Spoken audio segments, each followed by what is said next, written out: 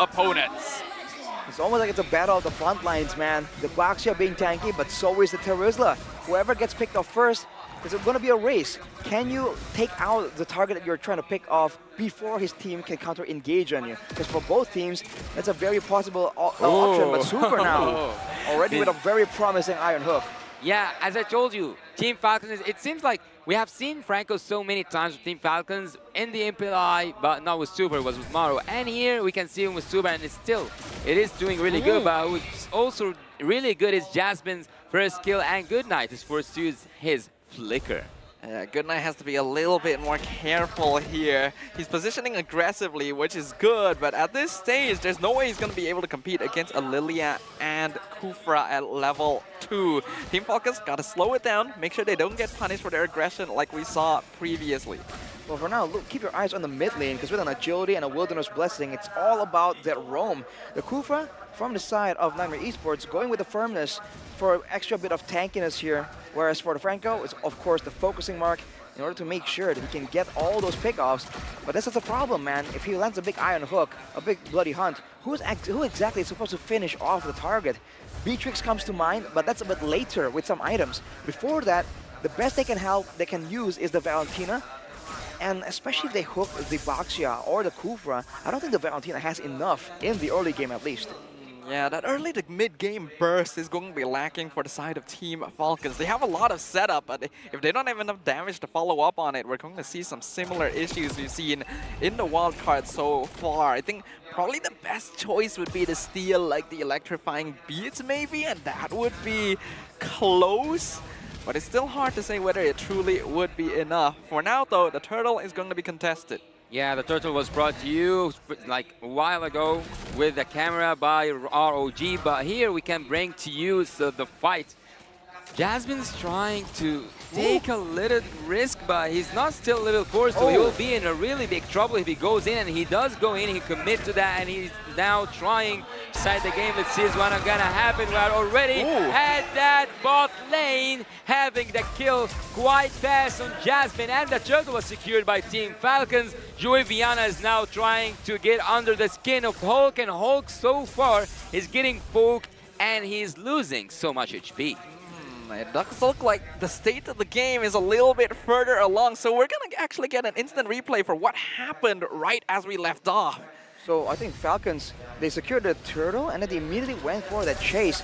And they do have the tools available this time. Hawk though does not land it. Juviana. We almost missed some action. We just might have missed some action. Juviana might have just died by too easy for Lexi. Commits to that engage, and the land is lava for Team Falcons. He had to use his flicker away. Good night goes back, and Team Nightmares are enough with what they had. Yeah, a little bit worried here. Team Falcons does seem to be jumping the gun just a little bit. The fact that they only lost Hulk despite that overdive might be good, but here comes Nightmare again. Nightmare is going in, and look at, there's a suppression happening on with Super. Too easy for Lexi, is now too hard to escape, but he is away. It is not too hard for too easy to escape. He is still alive. Literally too easy for Lexi, but now the turtle could be open for Team Falcons. We'll see whether or not they're able to secure it. Most likely, the answer is yes. And yep, that's going to happen here. Nightmare, do they actually want to take this fight? I don't think it's a good idea. I don't think so. I don't think so, because there's no use out of this fight, right? Yeah, not really at this point. Just Juviana trying to be as aggressive as possible, trying to get something in exchange for the, the failure to get that turtle. Well, for now though, Team Falcons are still in the lead by all means, but the death push strategy, like we saw earlier, we've mentioned this. They can go and lock someone down, but who exactly is doing the damage?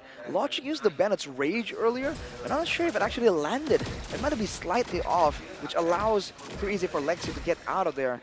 It's definitely unfortunate, but if you look at the levels though, Leo and too easy for Lexi, they're like competing here. Yeah, it is almost equal in terms of everything, and here we have Leo having too easy for Lexi. He's here, but there's that flicker from you, Jasmine. Jasmine takes down everything. Of course, the kills are for you, Kami, but the maestro behind that, the mastermind, Jasmine, goes in. Flicker ultimate first kill, and everything goes down to Team Falcons.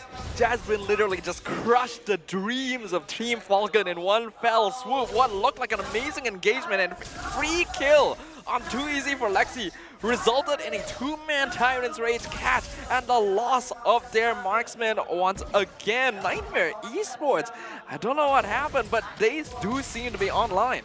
The Land of Dawn. All right, we're back once again, ladies and gentlemen, and it looks like we're going to be picking up right where we left off here. A slight lead by NIGHTMARE Esports, but nothing too dangerous yet for Team Falcons. They got to be careful, though, about their aggression. We got to be careful, and also especially Too Easy for Lexi needs to be the most careful. Leo now has finished his ultimate already, but he couldn't take that turtle down. It's reset. Juviana is now having his moment. He's now on his ultimate, but he takes it back. Everyone goes back. Everyone comes down for a bit. Good night steals that black shoes. Everything is still on. The battle is still on. Good night. And also Leo is trying to steal, but there is nothing that comes back to Leo but to go back. Team Falcons go back, and the turtle goes for Team NIGHTMARE. That is extremely unfortunate, man. The penalty zone into the heavy spin. Didn't work out, and look at Super. Look at what spin is hitting. Too Easy for Lexi is hitting people even inside and outside the bush. Yeah, mistakes are definitely being made. Ooh, good night. Wow. Being very aggro. Forces out the black shoes at the very least. What? Picks off Lotric 1v1 in the bot lane. I think he committed so much to the turret, right? Because it's a turret to kill. Looks like it. Seems like it, but now Super's alone. He is not going to be engaged on down, but that might just lead to the turret getting equalized. Can Falcons go for a play? Oh, they can't go for a play. So Sol now is trying to escape using his Purify. He manages to go back. He managed to go into the middle of his own team. Mid lane might be a threat, but cards need to be reorganized. NIGHTMARE Esports really outmaneuvering Team Falcons across the map right now. There's a lot of pressure from this team because of the amount of burst damage they have. And when we look on the other side, Super, his Iron Hook has had a very successful hit rate. 53% is honestly very impressive, all things considered. And yet, NIGHTMARE Esports still seems to be the ones in the lead. In fact, I don't think Super has made a lot of crazy hooks just yet. So we'll have to see, man. The later the game goes, the more value that Iron Hook has. Being able to pull someone from the opposing team so much closer to your team. And even going for some steals like that. But Leo, is he going to be jumped on? Nah, with the turret so nearby? hard. I don't think so. It's so hard. It doesn't seem like it. That would be a bad angle. Jasmine gonna be taking some abuse here, but again, not a good angle for either of these teams to engage. They're definitely starting to slow things down somewhat, especially with the Lord coming up in another 10 seconds. He just passed. He's looking for the hook, not going to be able to get it. This objective, though, is going to be pretty important. Right now, the structure count is even between these teams. Oh, by the way, you want to raise the question of Cammy on the Brody right here. I was very vocal about him not performing really well on the 1-1, but on the Brody, he seems absolutely at home right here, finding a lot of ways to really outplay the members of Team Falcons. Against a comp like this, it's also very nice to have that extra bit of mobility and the range in order to stay safe from the crowd control. Juviana, though, has the Starlium sight, so true damage, but Falcon, they make the first move. Well, it'll be too easy for Lexi to take that Lord. Now we see that there's some suppression happening and also some ultimates being triggered everywhere in the Land of Dawn. Leo tries and he manages to secure that Lord. He loses his life for it. He loses his life for it, and also the life of Good Night is being lost. No, the Black Shoes has been triggered, and it's just like buying time. Is he buying time? Yeah, he is buying time, but time has just ran out. Tick-tock, the clock is running for Team NIGHTMARE. This is clearly not looking too good for Team Falcons. And what was that, Jasmine? What was that? Super, Jasmine is out. Jasmine is still alive. He manages to escape such an inevitable death. Man, that is just a pick of potential. The amount of damage that NIGHTMARE Esports can dish out is so insane right now. Team Falcons have the utility, but wait, they go for Juviana. They'll get it though. Man, I was about to say that they have all the tools to really force a Lord take, and they get it. But at what cost, man? Losing 4 members like that? It's definitely not quite worth it, especially against a team that can snowball like NIGHTMARE Esports. We're still in the mid-game so far. Yeah, but it does seem like the coordination for Team Falcons is unraveling a little bit. The communication coming from their players seems to be lacking, and the goals that they're attempting to achieve are being split up across the map. There's a sense of desperation to try and achieve these objectives, and they're committing a bit too far, disregarding their backline in the process. They gotta be able to overcome that. If you look at the jungle EXP though, despite all the setbacks, Too Easy for Lexi is still at the same level as Leo. So every single Lord take from here, every single buff contest as well, is very competitive. I mean, earlier, Lexi was trying to take the purple buff away from Leo, but he's still able to get it secured. Now it's back to that slow build-up before the next big fight. And with more items, it does become a bit easier for Team Falcons to really come out ahead on these in these fights. But if they have resistances, they don't fall as fast. They have ways to really use their frontliners efficiently, so it doesn't become as urgent. There's not the same kind of urgency that they have in the early game against all the bursts coming in from the Joy, the Lilia, and the Brody. Well, as I told you, it's going to be a little bit hard for Team Falcon to come back because, and this is something that they need to work on, once they are pressured, they cannot deal and they cannot find their way out easily. So you're saying that Team Falcons are actually a very momentum-based team here. Yeah. And if they fall behind, the space no longer creates itself for them. Yeah, if you look at the items right here, with the Lightning Truncheon, I think Goodnight has a decent amount of damage already, but it's not continuous. So it still falls on the shoulders of Lautrec to really output the damage. And on that note, he has 4 items available. The last one could be a Wind of Nature, potentially, to try and outplay the Tornapod Memory, but he still needs some resistances to deal with the magic damage. Because So and Juviana, they're doing a lot of damage, and they can really get past the frontliners quite easily. The thing is, if Lautrec goes for magic defense, Team Falcons already is lacking damage overall. So he's kind of in between a rock and a hard place, right? He has to go for full DPS, because otherwise, once that late game arrives, Nightmare Esports will just run them over.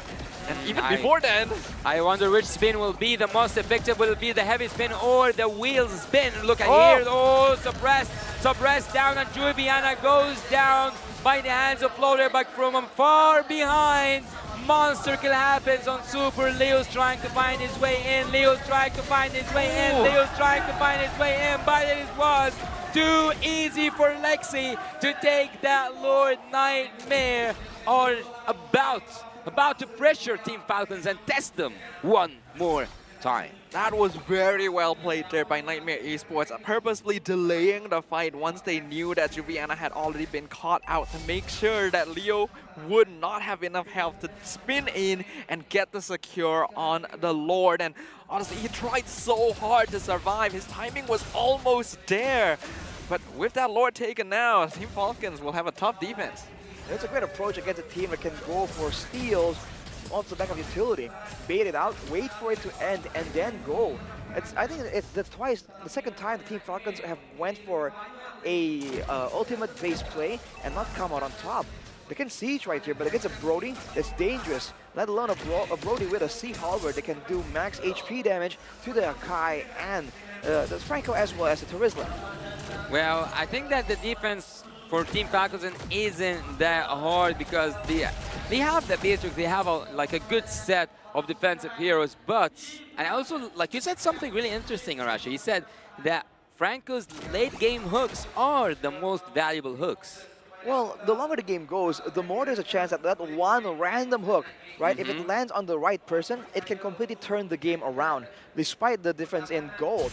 Unless, of course, Nightmare Esports play perfectly. And so far, there's no indication that they're going to fall off here. A 5k gold difference definitely isn't ideal. They should want more. But now they're going in for Leo. They should get more. They should get more. But also who should get more is Leo. Leo's going back, but the damage is so high on Too Easy for Lexi. Too Easy for Lexi might die before that Lord. But who dies before that Lord?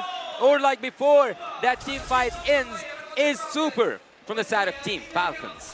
Yeah, that ambush from Nightmare Esports definitely caught them off guard. They checked the bush with Leo, which is probably the safest choice they have. But because the team was so far behind, they weren't ready to follow up. He was charging, he was charging, he was charging, and he charges Team Falcons, but the penalty zone by Whole Crashes 3 of the members of Team Nightmare, but Team Nightmare comes on top. Team Nightmare now are showing nightmares to Team Falcons. Team Falcons that are it? going down. It is the end. It is the end. It is the end. It is the end. It is the reverse sweep, or there's the defense. It is the reverse sweep for Team Nightmare. Falcons team fall down from the sky. For the second time today, we are seeing